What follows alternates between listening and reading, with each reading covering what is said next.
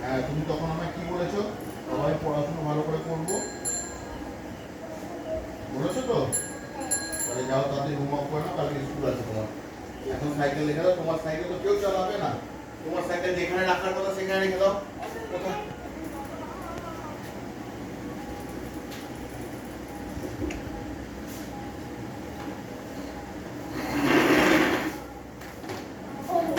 এরকম ভাবে করলে দুদিনেই খারাপ হয়ে যাবে।